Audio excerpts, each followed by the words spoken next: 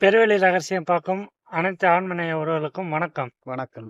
இன்று நாம இந்த காணொளியில் எதை பற்றி பார்க்க போகிறோம் என்றால், மகாமந்திரம் பற்றி இந்த காணொளியில் நம்ம பார்ப்போம். அதுக்கு முன்னாடி அருட்பெருஞ்சோதி அருட்பெருஞ்சோதி தனிப்பெருங்கருணை அருட்பெருஞ்சோதி என்கிற மகாமந்திரம் தான் உயர்வானது என்று தம்பி புகழேந்தி சொல்கிறார். மேலும் நமச்சிவாய சிவாய நம, ஓம் நமோ நாராயண, சரவண பவயாய நம, கணேசாய நம, அருட்பெருஞ்சோதி அருட்பெருஞ்சோதி தனிப்பெருங்கருணை அருட்பெருஞ்சோதி இவையெல்லாம் மந்திரங்கள் தானே. ஆனால் வள்ளல் பெருமானால் அருட்பெருஞ்சோதி அருட்பெருஞ்சோதி தனிப்பெருங்கருணை அருட்பெருஞ்சோதி என்ற மந்திரத்தை மகாமந்திரம் என்று சொன்னார். காலங்காலமாக நமச்சிவாய மந்திரமே உயர்வானதாக இருக்கும் பொழுது ஏன் வள்ளல் பெருமானார் அருட்பெருஞ்சோதி அருட்பெருஞ்சோதி தனிப்பெருங்கருணை அருட்பெருஞ்சோதி என்ற மந்திரத்தை மகாமந்திரம் என்று ஏன் வெளிப்படுத்தி சொன்னார் என்று நம்ம நண்பர்கிட்ட கேட்டு தெரிஞ்சுக்கலாம். சொல்லுங்க. வணக்கம் ஞானவேல். இப்ப காலமாக நமச்சிவாய மந்திரமே உயர்ந்ததாக இருக்கும்போது ஏன் பெருமானார் மகா மந்திரத்தை வெளிப்படுத்தி அதை ஏன் மிகவும் உயர்வானது என்று சொன்னார்தான் உங்களுடைய கேள்வி. ஆமா, இத வள்ளல் பெருமான் அதை எப்படி சொல்றாருன்றத நீங்க பார்க்கும்போது ஆரம்பத்தில் சொல்லும் போது சற்று புரியாத மாதிரி தான் இருக்கும். சற்று ஆழ்ந்து நுட்பமா பார்த்தோம்னா நம்ம விளங்கிக்கலாம். அதனால கொஞ்சம் ஆரம்பத்துல புரியாத மாதிரி இருக்கும். கொஞ்சம் சிரமப்படுத்தி கொஞ்சம் பாருங்க. பெருமானார் என்ன சொல்றாங்க, சத் என்னும் சொல் பரிபாஷை. அப்ப பரிபாஷை என்பது அந்த வார்த்தைக்கு அர்த்தம் என்னன்னா, ஒரு பொருளை மறைத்து வேறு ஒரு விதமாக சொல்லுவது. பெரும்பாலும் சித்தர்களுடைய பாடல்கள் பரிபாஷையிலே அமைந்திருக்கும். ஐயா சொல்றாங்க, சத் என்னும் சொல் பரிபாஷை என்பதற்கு குழுவுக்குறியாக இதன் கீழ் வரும் சில மந்திர வாசக பத வர்ணாதிகளை உணர்கின்றாங்க. சத்து என்ற வார்த்தைக்கு எப்போதும் நிலைத்து இருப்பது என்று பொருள். நீங்கள் ஏற்கனவே சொன்னீங்க பாத்தீங்களா, சிவாய நம, நமச்சிவாய, நாராயணாய, இந்த மந்திரங்கள் பத பிராப்தியில் இருக்கும். அதாவது ஐந்தொழிலை ஏற்றுகின்ற நிலையில் இருக்கின்ற பத பிரதாப்தியில் இருக்கின்ற கடவுளர்கள் பிரம்மா, விஷ்ணு, சிவன் போன்றவர்களை இந்த மந்திரங்கள் உணர்த்துகிறது. இது நம்ம எல்லாருக்கும் தெரிஞ்சதுதான். ஐயா இன்னொரு ஒருத்தர் என்ன சொல்றாங்க, காரண மாத்திரமாய் விளங்கா நின்ற விந்து நாத முதலியவும். அப்ப காரணம்னா என்னன்னு கேட்டனா, நம்மால் பார்க்கப்படாதது. பார்க்கப்படாததுன்னா அஞ்ஞான வெளியில் இருக்கும் நம்மை மட்டும் சொல்லல, அதை கடந்து சூட்சம உலகங்கள் இருக்கின்றவர்களையும் அதை கடந்து மற்ற வெளியில் இருக்கின்ற தேவர்களாலும் இந்த விந்துநாத கடவுளை பார்க்கப்படாதது என்று சொல்றார். அதுதான் காரண மாத்திரமாய் விளங்கா நின்ற விந்துநாத முதலியவும் காரிய காரண மாத்திரமாய் விளங்கா நின்றன்னு அடுத்த வரியில சொல்றாரு. அப்ப காரணம்னா பார்க்கப்படாததுன்னு சொன்னோம். அப்ப காரியம்னா பார்க்கப்படும். அப்ப காரிய காரணம் என்றால் பார்த்தும் பார்க்கப்படாதது.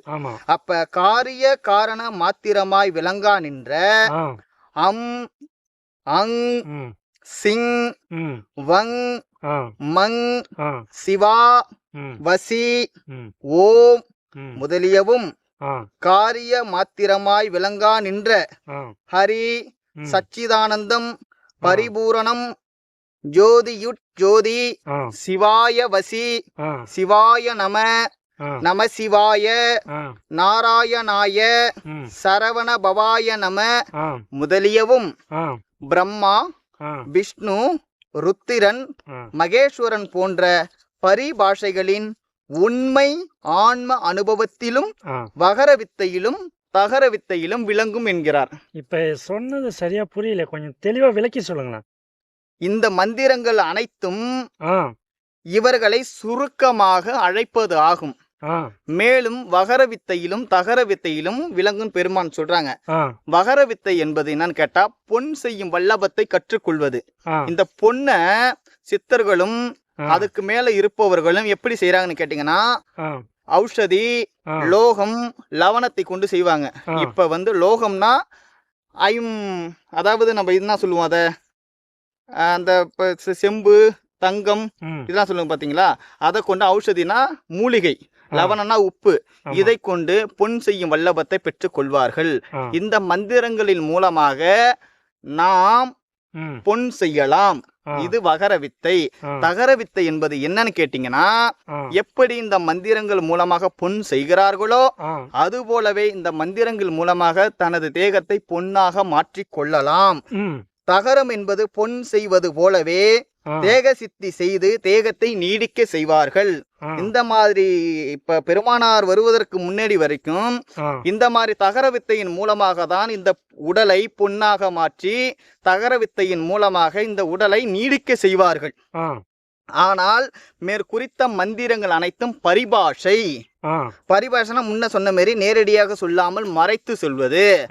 அங் சிங் வங் பங் அம் விந்து நாதம் சிவ வசி ஓம் அரி அர சத்து சித்து ஆனந்தம் பரிபூரணம் ஜோதி சிவயவசி சிவாய நம நம சிவாய ஆ இ உ ஐ நாராயணாய நம சிவோகம் சோகம் முதலியவாக சமய மதங்களில் குறிக்கப்பட்ட மந்திர தந்திர ரகசிய வாசக வாச்சிய வாசன அஷர தத்துவ பௌதீகம் முதலியவும் பரிபாஷையாம்.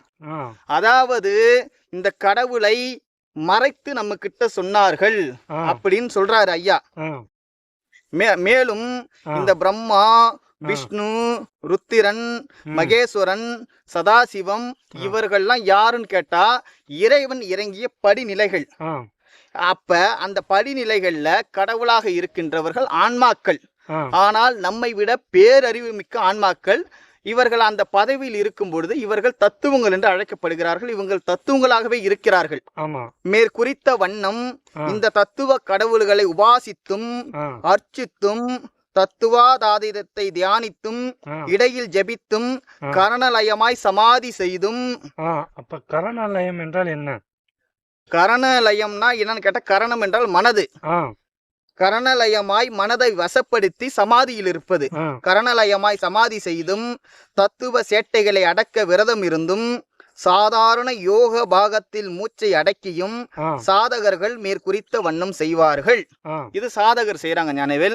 பொதுவாகவே நாம் என்ன பண்ணுவோம், ஒரு கோயிலுக்கு போறோம், ஒரு தவம் பண்ணுவோம், தியானம் பண்ணுவோம், ஒரு யோகம் பண்ணுவோம்னா இந்த மந்திரத்தை வச்சு உச்சரிச்சுதான் நம்ம செய்வோம். அது போலவே சாதகர்களும் செய்கிறார்கள்.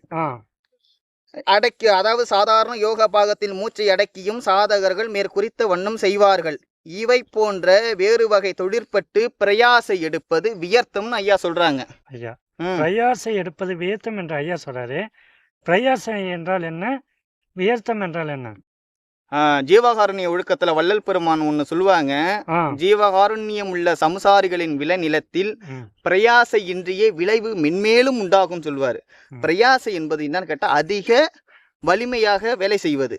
பிரயாசி என்றா அதிக பலு இல்லாமல் இருப்பது. இதை போல ஐயா என்ன சொல்றாங்க, இவை போன்ற வேறு வகை தொழிற்பட்டு பிரயாசை எடுப்பது வியர்த்தம்ன்றாங்க.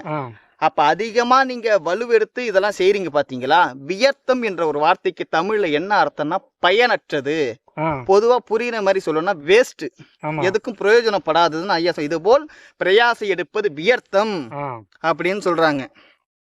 இப்ப வியர்த்தம்னா உங்களுக்கு புரிஞ்சிருச்சு. அப்புறம் ஏன் இப்படி எல்லாம் பண்ணா எந்த பயனே தராதுன்றீங்க? ஏன் அப்படி செய்யறாங்க மக்கள்? ஏன் செய்யறாங்க, ஏன் வள்ளல் பெருமான ஏன் பயனற்றதுன்னு சொல்றாருன்னு கேக்குறீங்க. ஆமா, இந்த சமய மதங்களில் தெய்வத்தினுடைய உண்மையை குழுக்குறியாக குறித்து அதையும் வெளிப்படையாக சொல்லாமல் சிவாய நமவென்றும் நமச்சிவாய என்றும் இது போன்ற அனந்த வர்ணங்களை சேர்த்து 1 2 3 5 6 8 10 13 15 16 24 முதலிய சங்கையில் மந்திரங்களை அமைத்து வழங்கி வருவிக்க விட்டு நடந்தும் வருகிறதுன்னு சொல்றார் ஐயா. இந்தந்த மந்திரங்களின் அர்த்தம் பலவாக விரியும். இது போன்ற மந்திரங்கள் 7 கோடிக்கு மேலே இருக்கிறதுன்னு சொல்லி ஐயா சொல்றாங்க. ஆதலால் நாம் அடைய வேண்டுவது முடிவான ஆன்ம லாபமே அன்றி வேறு இல்லை. இந்த மந்திரங்கள் நமக்கு ஆன்ம லாபமாகிய மரணமில்லா பெருவாழ்விற்கு வழி சொல்ல முடியாமல் போனதால் இந்த மந்திரங்களை ஐயா வியர்த்தம் என்கிறார், அதாவது பயனற்றது. இந்த மந்திரம் தெரியாமலே நிறைய ஆன்மாக்கள் இருக்காங்க. அவங்க அந்த மந்திரங்களை சொல்லி ஜபித்து கொண்டு இருக்காங்க, தியானம் செய்து கொண்டு இருக்காங்க. அவர்கள் என்ன நிலையை அடைவாங்க? பல வகை ஆன்மாக்கள் இந்த சாதனங்களை செய்து அற்ப பிரயோஜனத்தை பெற்றுக்கொண்டு முடிவில் தடைப்பட்டு மீளவும் திருவருளின் பெருந்துணையால் நன்முயற்சி எடுத்துக்கொண்டு ஆன்ம லாபத்தையும் சித்தி இன்பத்தையும் பெறுவார்கள் ஐயா சொல்றாங்க. அதாவது ஐயா இந்த வார்த்தையை நல்லா கவனிக்கணும். இதை பேரை பல வகை சாதனை செய்து அற்ப பிரயோஜனத்தை ஆன்மாக்கள் பெற்று கொண்டார்கள் சொல்றாரு. இது என்னன்னு கேட்டீங்கன்னா, யாருன்னு கேட்டீங்கன்னா, இதற்கு முன்னால வந்துலாம் அடைஞ்சிருக்காங்க பாத்தீங்களா, அவங்களையும் ஐயா சேர்த்துதான் சொல்றாங்க. சரி புகழேந்தி, ஆனா எல்லாம் வந்து சொல்லுங்க.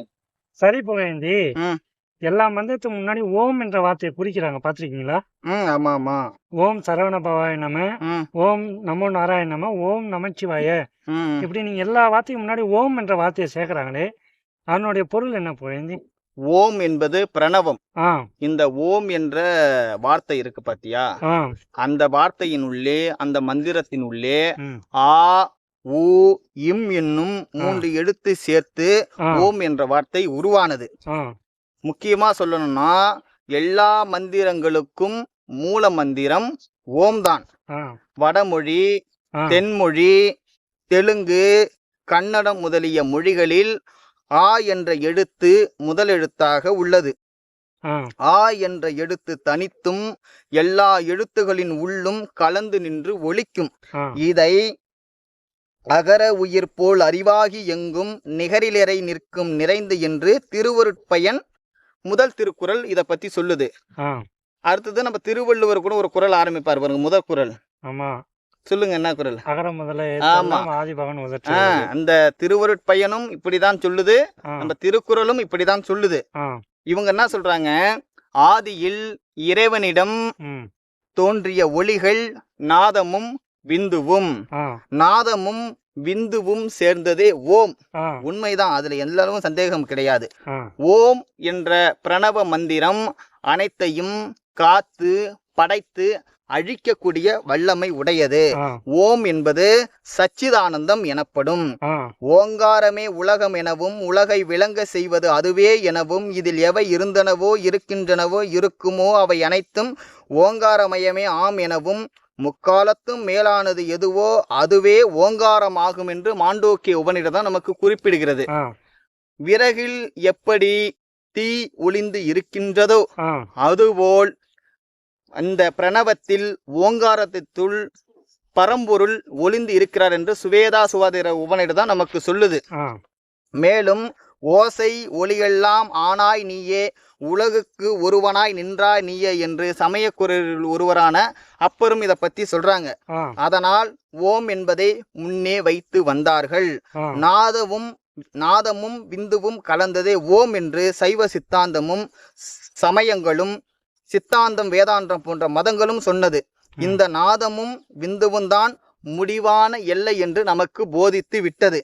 நாதம் என்பது சிவம், விந்து என்பது சக்தி, இதற்கு மேல் ஒன்றும் இல்லை என்று சொல்லிவிட்டது.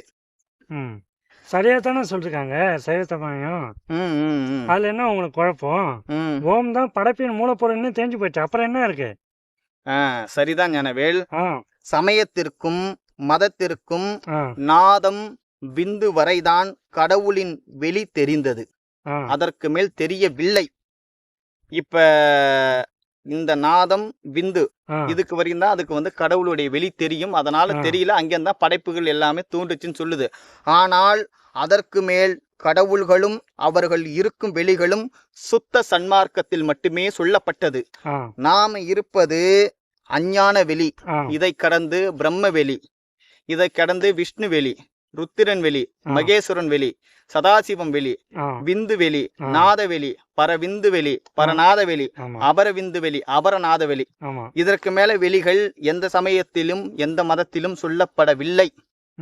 சரிங்களா? இதற்கு மேல் வெளிகளும் இல்லை, கடவுளும் இல்லை என்று சமய மதம் நமக்கு ஆணித்தனமா சொல்லி போச்சு.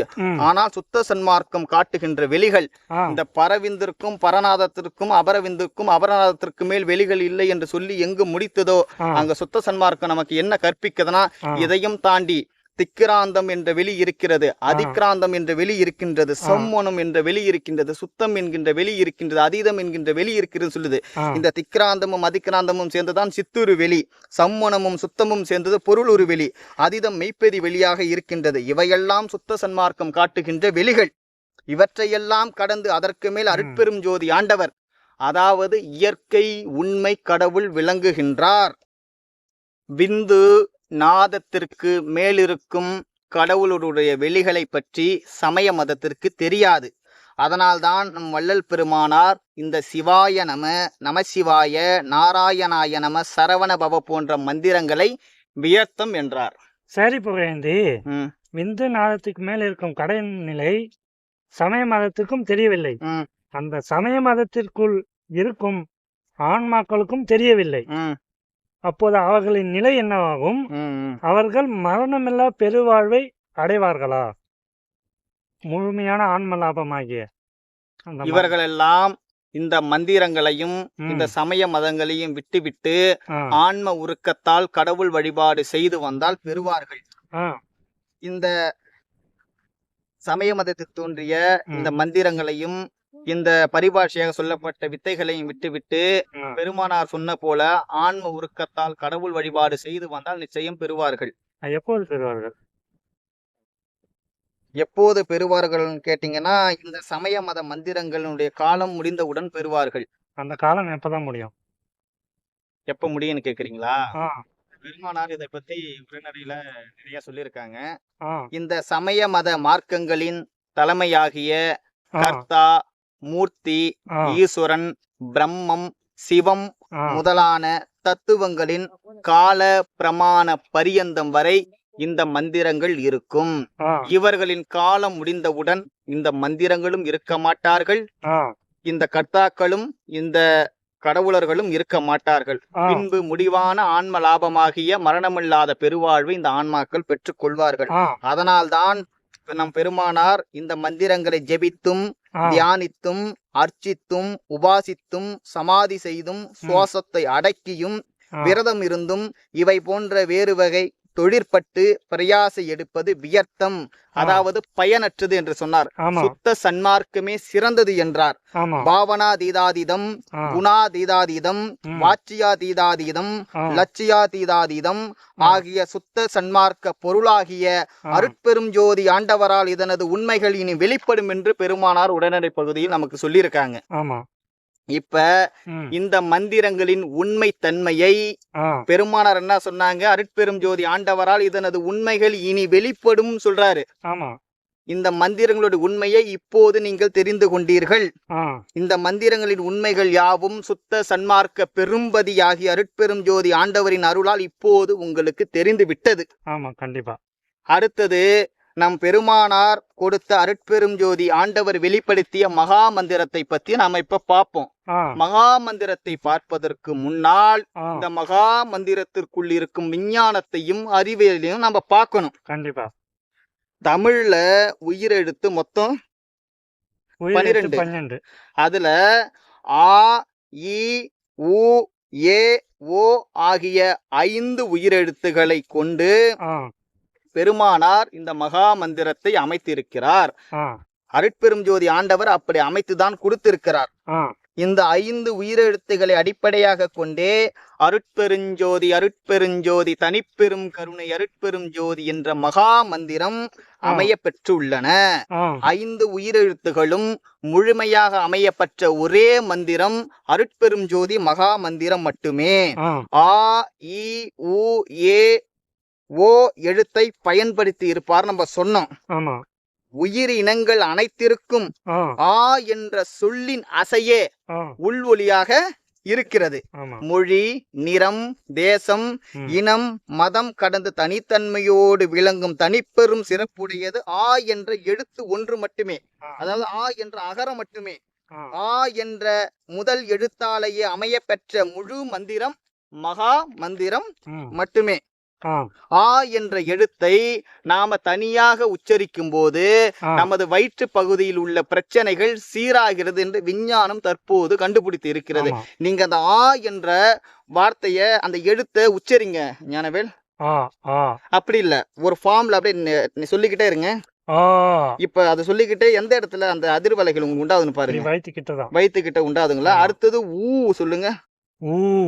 அது எங்க உங்களுக்கு வந்து அந்த அதிர்வலைகள் இப்படி வருது? இந்த நெஞ்சுக்கிட்ட நெஞ்சுக்கிட்ட. வருதுங்களா? அப்ப ஊ என்ற எழுத்தை மட்டும் தனியாக பயிற்சி செய்யும் போது மார்பு பகுதியில் உள்ள பிரச்சனைகள் சீராகிறது விஞ்ஞானம் சொல்லுது. இது மெய்ஞானம் சொல்லல. ஆமா.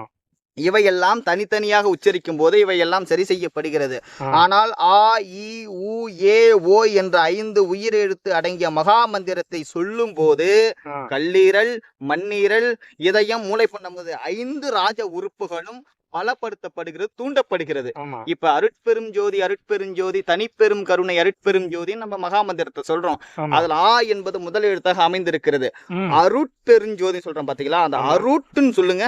அருட். அந்த அதிர்வலைகள் உங்களுக்கு எங்க உண்டாவது கரெக்டா சொல்லுங்க. இப்படி. அருட். இப்படியேந்து இப்படி.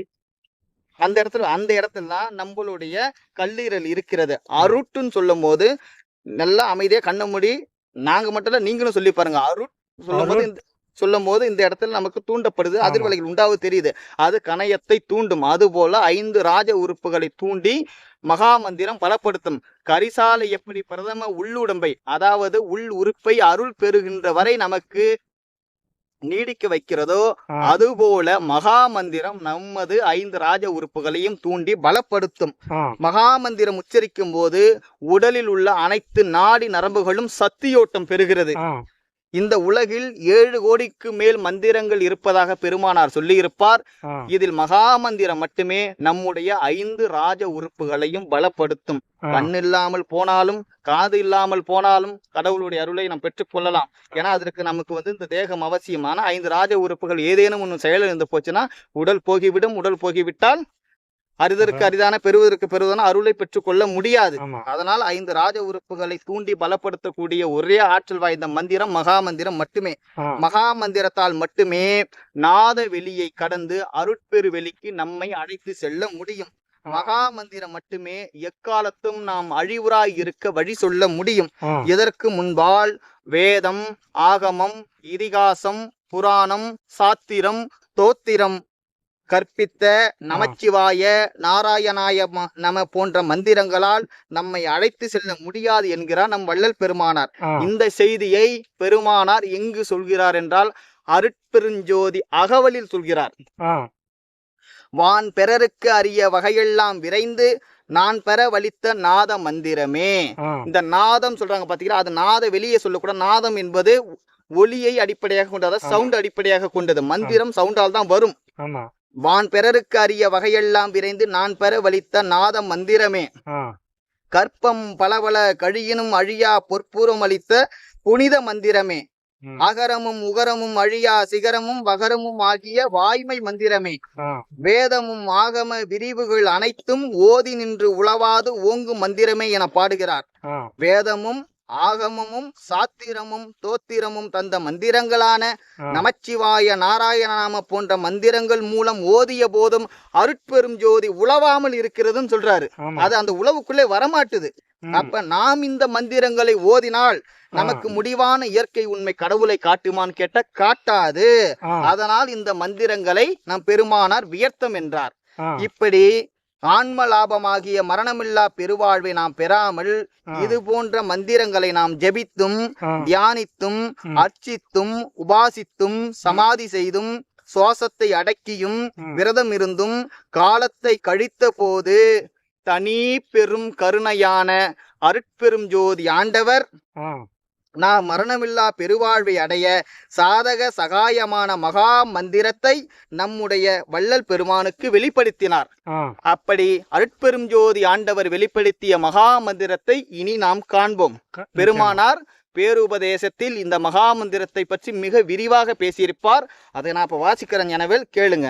ஆ. கேட்கலாம். இத்தருணம் ஆண்டவர் எல்லாவற்றையும் நீக்கி ம். எல்லோரும் மேலான இன்பத்தை அடையும் பொருட்டு ஆ. முடிவான இன்ப அனுபவத்திற்கு சாதக சகாயமான திருவருள் மகா வாக்கிய திருமந்திரத்தை தமது உண்மையை வெளிப்பட காட்டும் மகா மந்திர வாக்கியத்தை ம். எனக்கு வெளியிட்ட அவ்வண்ணம் எனது மெய் அறிவின் கண் அனுபவித்து எழுந்த உண்மை அறிவானந்த இன்பத்தை நீங்கள் எல்லவரும் என்போல் ஐயம் திரிவு மயக்கமின்றி அடைய என்னுள்ளே எழுந்து பொங்கிய ஆன்மநேய ஒருமை பாட்டுரிமையை பற்றி குறிப்பித்தேன், குறிப்பிக்கின்றேன், குறிப்பிப்பேன். நமது ஆண்டவர் கட்டளையிட்டது யாதெனில் நமக்கு முன் சாதனம் கருணையானதாலே ஆண்டவர் முதற் சாதனமாக அருட்பெருஞ்சோதி அருட்பெருஞ்சோதி தனிப்பெரும் கருணை அருட்பெரும் ஜோதி என்னும் திருமந்திரத்தை வெளிப்படையாக எடுத்துக்கொண்டார்.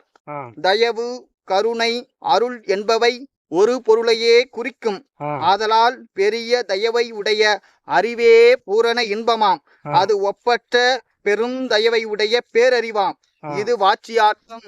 இவ்வண்ணம் சாதனம் முதிர்ந்தால் முடிவான இன்பானுபவம் பெறுவதற்கு தடையில்லை. சொல்ல வேண்டியது சொல்லி ஆகிவிட்டது. ஒவ்வொரு ஆன்மாவின் பூரண லட்சியமான மரணமில்லா பெருவாழ்விற்கு மகா மந்திரம் மட்டுமே அழைத்து செல்லும். மரணமில்லா பெருவாழ்வை நோக்கி பயணிக்கும் ஆன்மாக்களுக்கு மகா மந்திரம் வழி துணையாக இருக்கும். ஆனால் எனக்கு நாதவெளி மட்டுமே போதும் என்று விரும்புபவர்கள் சிவாய நம மந்திரத்தை பிடித்து கொள்ளலாம்.